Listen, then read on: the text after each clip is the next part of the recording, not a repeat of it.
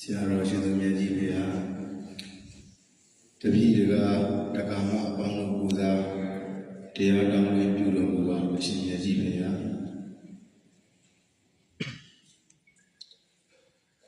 ဓမ္မယာဇာမယံဗန္တိဘဟုဇနာဟိတာ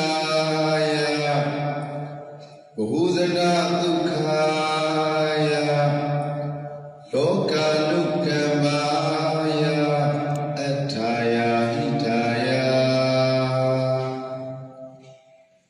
ဒုက္ခယဒေဝမနုဿာနံဓမ္မံဒေတိတုဓမ္မဂတိကောဗန္တိဓမ္မဒေသနာအပြာပြာကိုတိချာ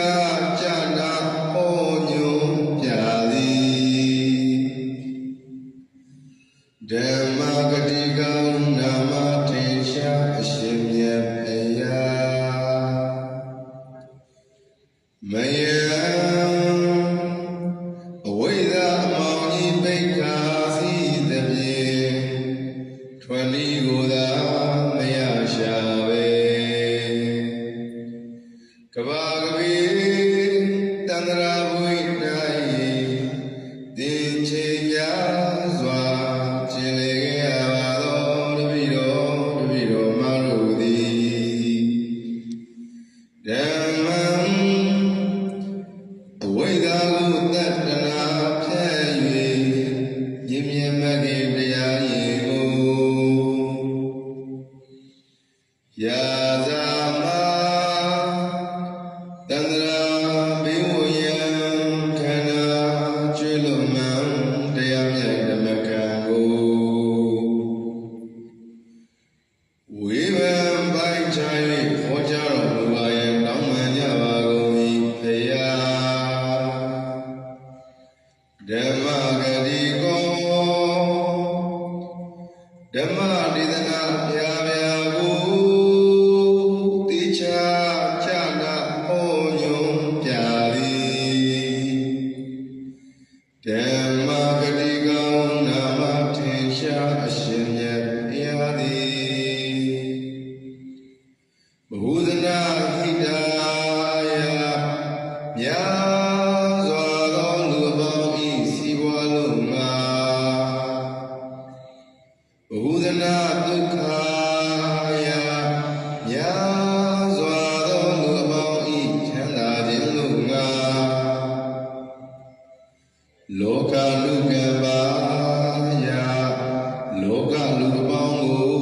တဏှာဆောင်ရှောက်ချီးမြှောက်ခြင်းသာဒေ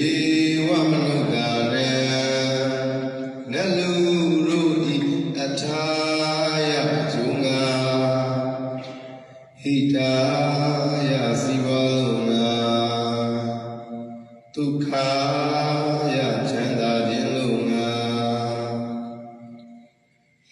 ဓမ္မံလောကလူသားအကျိုးစီးပွားနေဝါမြာချမ်းသာမတာသို့မန်စွာထုတ်ချောက်ရောက်စေတဲ့သောတရားမြတ်ဝေဒနာတော်ကိုဒေတိတုတပည့်တကာမသိတာကိုညီကဗိဓမာကျမ်းဖလာတို့နှင့်ပညာလမ်းပြဆုံးမတော်မူ